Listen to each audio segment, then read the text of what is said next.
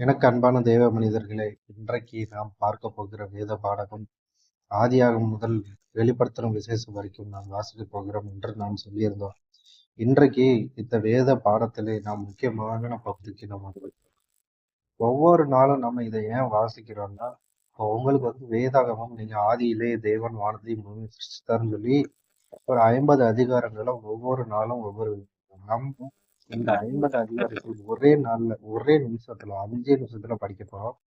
நீங்க என்னோட இருந்து இதை கவனமா நீங்க கவனிச்சாதான் இந்த 50 அதிகாரத்தையும் ஒரே வரியில நீங்க படிக்கணும். அதாவது ஒவ்வொரு அதிகாரத்தையும் ஒரு சின்ன சின்ன சுருக்கமா எழுதுனா எப்படி இருக்கும் அந்த மாதிரி ஒரு விளக்கமா நம்ம கொடுக்க போறோம். 50 அதிகாரத்தையும் ஒரு விரிவான விளக்கமா சுருக்கமா கொடுக்க போறோம். கொஞ்சம் பொறுமையா கேளுங்க, கடைசி வரைக்கும் வீடியோ பாருங்க. அப்பதான் 50 வசனங்களையும் நான் எவ்வளவு தெளிவா ஒரு வரியில நான் சொல்லியிருக்கேங்கிறது உங்களுக்கு புரியும். எல்லாருமே 2 நிமிஷத்துக்கு மேல இந்த வீடியோவை நீங்க கண்டினியூ பண்ண மாட்டீங்க. ஏன்னா வாய்ஸ் உங்களுக்கு பிடிக்கலையா, இல்ல உங்களுக்கு கேட்க இன்ட்ரெஸ்ட் இல்ல. நீங்க குறிப்பெடுத்து எழுதி வச்சுக்கிட்டீங்கன்னா உங்களுக்கு பிரயோஜனமானதா இருக்கும். நான் ஏதோ கட்டுக்கதையை என்னோட சொந்த கதையை உருவாக்கி நான் சொல்லலாம். கஷ்டப்பட்டு உங்களுக்காக நான் எடுத்து வீடியோ எடுத்து போடுறேன். சப்போர்ட் பண்ணுங்க. இது ஒரு வேதாகமத்தை நம்ம எளிமையா படிக்க போறோம். இப்ப நம்ம வேதாகமத்துக்குள்ள நம்ம படிக்க ஆரம்பிக்கலாம். ஆதியாகமம் 1ஆம் அதிகாரம், படைப்பின் விவரிப்பு. 1ஆம் நாள், அதாவது 1ஆம் நாள் வெளிச்சம் இரவும் பகலும். 2ஆம் நாள் ஆகாய விரிவு. 3ஆம் நாள் காய்ந்த தரையும் புல் பூண்டுகளும். 4ஆம் நாள் வானத்தின் ஒளியூட்டுகள். 5ஆம் நாள் மீன்களும் பறவைகளும். 6ஆம் நாள் நிலத்தில் வாழும் மிருகங்கள். இது ஆதியாகமம் 1. ஆதியாகமம் 2, 7ஆம் நாள் தேவன் ஓய்ந்திருந்தார். ஏதேன் தோட்டத்தில் ஆணும் பெண்ணும். படைப்பின் சில விவரிப்புகள். முதலாவது பெண், நன்மை தீமை அறியத்தக்க விருட்சம். அதிகாரம் 3. ஆதியாகமம் அதிகாரம் 3. பாவத்தின் ஆரம்பம். விளக்கப்பட்ட விருட்சத்தின் கனியை புசிக்க ஆதாமும் ஏவாளும் சர்ப்பத்தினால் வஞ்சிக்கப்படுதல். நல்வாழ்வை இழத்தல். தேவனின் நியாயத்தீர்ப்பு. மனித இனத்தின் மீதான தண்டனை. முதலாவது ஆடை, ஏதோனிலிருந்து துரத்தப்படுதல். அதிகாரம் 4. காயினும் ஆபேலும். முதலாவது கொலை. தேவன் காயினை சபித்தல். காயினின் சந்ததியும் குடும்ப வரலாறும். சேத் மற்றும் ஏனோசின் பிறப்பு. அதிகாரம் 5. ஆதாம் முதல் நோவா வரை வம்ச வரலாறு. ஏனோக்கின் பரிசுத்தமும் தேவனோடு சஞ்சரித்தலும். ஏனோக்கு எடுத்துக்கொள்ளப்படுதல். அதிகாரம் 6. பேழை கட்டப்படுதல். பூமியில் துன்மார்க்கம் பெருகுதல். பேழை கட்டப்படுதல், பூமியில் துன்மார்க்கம் பெருகுதல். நோவா பேழையை உருவாக்க பணிக்கப்படுதல். வெள்ளம் பெருகுதல், அதாவது ஆதியாகமம் அதிகாரம் 7. வெள்ளம் பெருகுதல், பேழைக்குள் பிரவேசித்தல். உலகம் முழுவதையும் வெள்ளம் சூழ்ந்தது. மாம்சமான யாவும் அழிக்கப்பட்டது. அதிகாரம் 8. வெள்ளத்தின் முடிவு. ஆராராத் மலையில் பேழை நிற்றல். வெளியே விடப்பட்ட காகமும் புறாவும். கர்த்தரின் வாக்குத்தத்தம். அதிகாரம் 9. நோவாவின் குடும்பமும் முழு மனித குலத்திற்கான அறிவுறுத்தல்கள். வானவில் உடன்படிக்கை. நோவா வெறித்திருத்தல். நோவாவின் மரணம். அதிகாரம் 10. நோவாவின் குமாரர்களின் வம்ச வரலாறு. நோவாவின் குமாரராகிய சேம், காம், யாபேத் என்பவர்களின் வம்ச வரலாறு. முதல் அரசனான நிம்ரோத் மற்றும் கானானிய வழித்தோன்றல்கள். அதிகாரம் 11. பாபேல் கோபுரம். உலகம் முழுவதும் பேசப்பட்ட ஒரே மொழி. தேவன் மொழியை தாறுமாறாக்குதல். சேம் முதல் ஆபிராம் வரை. தேராகு, ஆபிராம், லோத்து, ஊர் என்னும் இடத்திலிருந்து ஆரானுக்கு இடம்பெயர்தல். அதிகாரம் 12. ஆபிராம் அழைக்கப்படுதல்.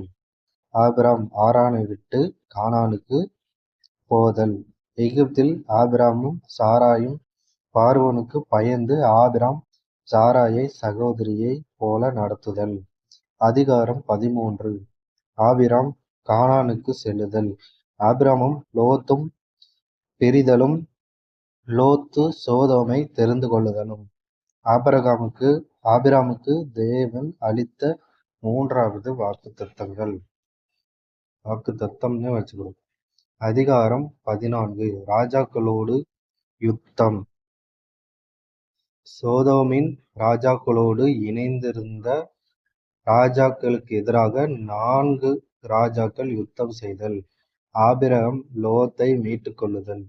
மெல்கிசேதேக்கு ஆபிரகாமை ஆசீர்வதித்தல்.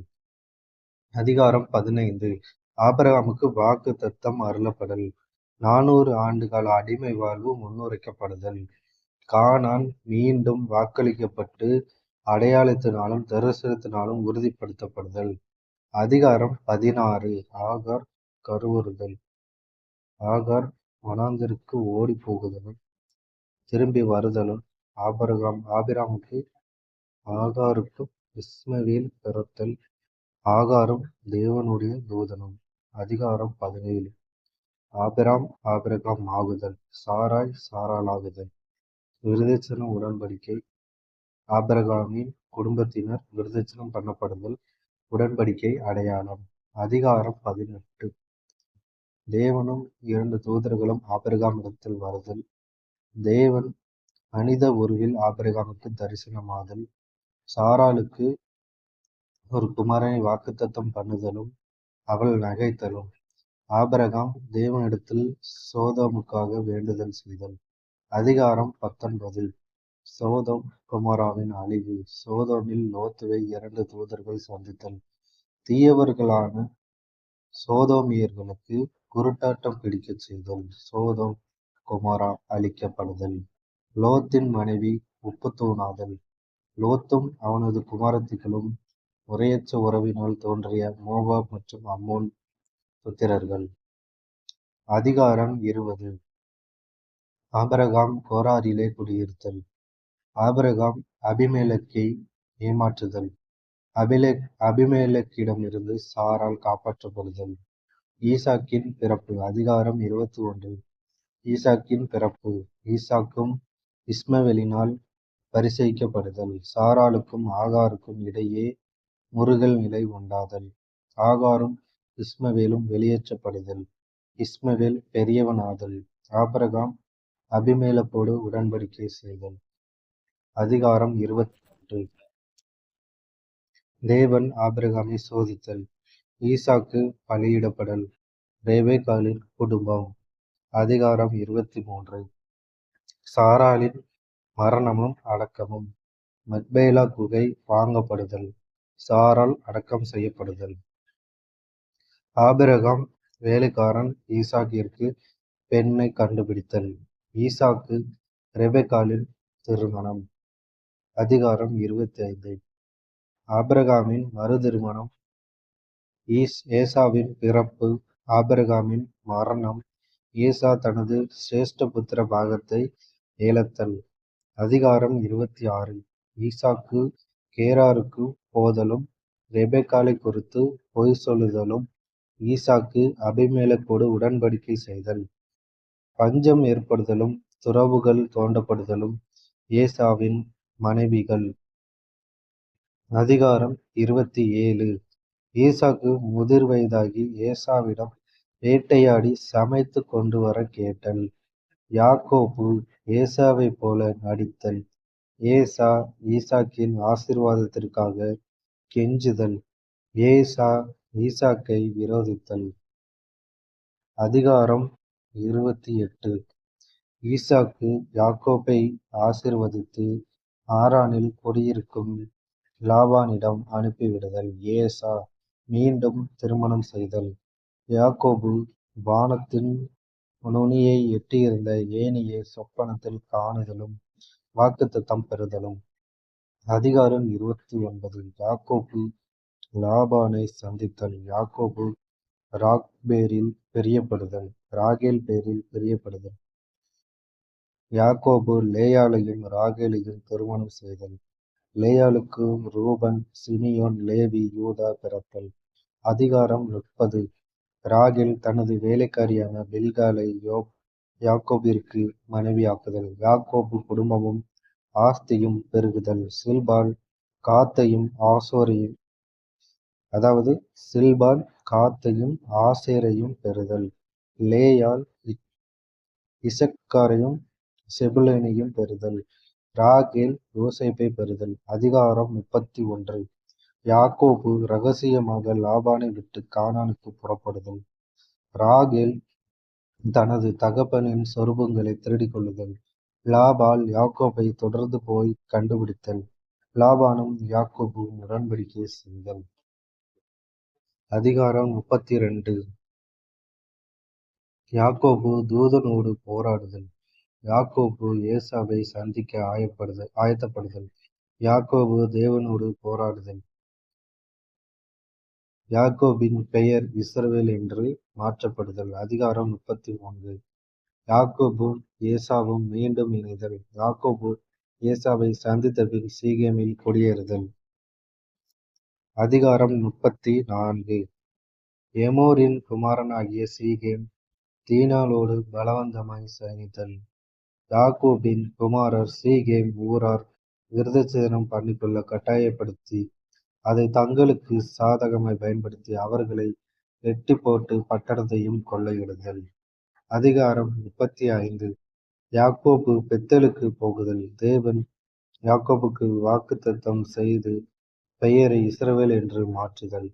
பெஞ்சமின் பிறத்தல். ஈசாக்கின் மரணம். அதிகாரம் 36. ஏசாவின் வம்ச வரலாறு. அதிகாரம் 37. யோசேப்பு அவனது மூத்த சகோதரர்களால் அடிமையாக விற்கப்படுதல். அதிகாரம் 38. யூதா தனது மருமகளோடு தகாத உறவு கொள்ளுதல். அதிகாரம் 39. யோசேப்பு எகிப்திற்கு கொண்டு போகப்பட்டு போத்திபாரினால் விலைக்கு வாங்கப்படுதல். யோசேப்பு போத்திபாரின் மனைவிக்கு உடன்பட மறுத்தல். போத்திபாரினால் யோசேப்பு சிறைக்கு அனுப்பப்படுதல். அதிகாரம் 40. பார்வோனின் வேலைக்காரர்களின் சொப்பனங்கள் விளக்கப்படுதல். பார்வோனின் வேலைக்காரர்களான ரொட்டி சுடுபவனும் திராட்சரசம் கொடுப்பவனும் குற்றம் செய்ததால் சிறையில் தள்ளப்படுதல். அவர்களது சொப்பனங்களும் விளக்கங்களும். திராட்சரசம் கொடுப்பவன் விடுவிக்கப்படுதலும் ரொட்டி சுடுபவன் கொல்லப்படுதலும். அதிகாரம் 41. பார்வோனின் சொப்பனங்கள் விளக்கப்படுதல். யோசேப்பு சொப்பனங்களை விளக்குதல். யோசேப்பு எகிப்தின் அதிகாரியாக்கப்படுதல். 7 வருடங்கள் செழிப்பு, 7 வருடங்கள் வறட்சி உண்டாகுதல். அதிகாரம் 42. யாக்கோபின் குமாரரின் முதல் எகிப்திய பயணம். யாக்கோபின் 10 குமாரர் தானியம் வாங்க எகிப்திற்கு செல்லுதல்.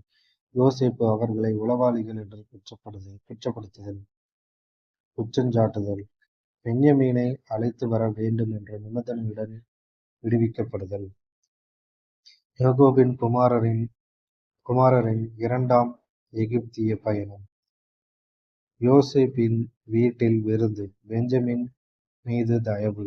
அதிகாரம் 44. யோசேப்பின் வெள்ளி பாத்திரத்தை திருடியதாக சகோதரரை குற்றம் சாட்டுதல். யூதா பெஞ்சமினுக்காக கெஞ்சுதல். அதிகாரம் 45. யோசேப்பு தன்னை வெளிப்படுத்துதல். யோசேப்புக்கு சகோதரர் கானானுக்கு திரும்பி போகுதல். அதிகாரம் 46. யாக்கோபின் குடும்பம் எகிப்திற்கு போகுதல். எகிப்திற்கு போனவர்களின் பெயர் பட்டியல். அதிகாரம் 47. யோசேப்பின் தகப்பனையும் சகோதரர்களையும் பார்வோன் சந்தித்தல். யாக்கோபோடு கோசேனில் குடியேறுதல். யோசேப்புக்கு பார்வோனுக்காக முழு எகிப்திய விளைச்சலையும் கொள்ளுதல். அதிகாரம் 48. யாக்கோபுக்கு யோசேப்பின் குமாரர்களான மனோசையும் எப்பிராயையும் ஆசீர்வதித்தல். அதிகாரம் 49. யாக்கோபு தனது 12 குமாரரையும் அழைத்தல். யாக்கோபு தனது குமாரர்களின் மீது ஆசீர்வாதம் கூறுதல். யாக்கோபு தனது அடக்கத்தை குறித்து கட்டளை கொடுத்தல். யாக்கோபின் மரணம். அதிகாரம் 50. யோசேப்பு யாக்கோபை கானானில் அடக்கம் செய்தல். தன்னிடத்தில் மன்னிப்பை எதிர்பார்த்த தனது சகோதரர்களிடம் அச்சமாய் பேசுதல். யோசேப்பு தனது சகோதரர்களை மன்னித்தல். யோசேப்பின் மரணம். எனக்கு அன்பானவர்களே, இன்றைக்கு இந்த ஆதியாகமம் 50 அதிகாரங்களையும் ஒரே வரியில் எவ்வளவு சுருக்கமாக நாம் பார்க்க முடியுமோ அவ்வளவு சுருக்கமாக நாம் பார்த்திருக்கிறோம். அடுத்த வேத பாடத்தில் யாத்ராங்கத்தில் நாம் சந்திப்போம். விடைபெறுகிறோம். நன்றி, வணக்கம். இயேசுவின் நாமத்தினாலே தேவன் உங்களை ஆசீர்வதிப்பார்.